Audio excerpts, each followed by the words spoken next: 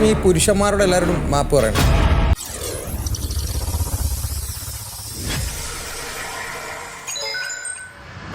ഒനിലിനെ പറ്റി പ്രേക്ഷകർക്കോ അല്ലെങ്കിൽ വീട്ടുകാർക്കോ ഞങ്ങൾക്കോ ഒരു തെറ്റിദ്ധാരണയില്ല. ആര് പറഞ്ഞു? അതെ, ആര് പറഞ്ഞു?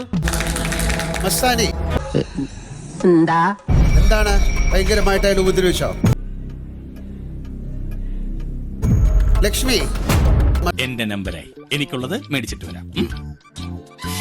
മസ്താനിക്ക് പോലും ഒരു ഷുവർ അല്ലാത്തൊരു കാര്യം ലക്ഷ്മി ഇത്ര ട്രിഗർ ചെയ്യാനുള്ള കാര്യം എന്താണ്? എന്ത് വേണ ചെയ്തോ, പക്ഷെ ദേഹോപദ്രവം ഏൽപ്പിക്കരുത്. അല്ല, എന്താണ് പെട്ടെന്ന് ട്രിഗർ ചെയ്യാനുള്ള കാരണം? പറ്റിപ്പോയടാ. വേണ്ട വേണ്ട, നീ ഞാൻ പലതവണ പറഞ്ഞതാ, കേട്ടില്ല. ഞാൻ തന്നെ ഭയങ്കരമായി പൊട്ടിത്തെറിച്ചു. എന്താണ് 50 സെന്റിമീറ്ററോ? കേരളത്തിലെ ഏത് ബസ്സിലാണ് അങ്ങനെ ട്രാവൽ ചെയ്യാൻ പറ്റുന്നത്? നാറ്റ കേസ് തൽക്കാലം ആരോടും പറയണ്ട. ഏറ്റവും കൂടുതൽ മോശമായ പദപ്രയോഗം നടത്തുന്ന ആളിപ്പോ ലക്ഷ്മിയാണ്. സന്തോഷായി, നല്ല സന്തോഷായി.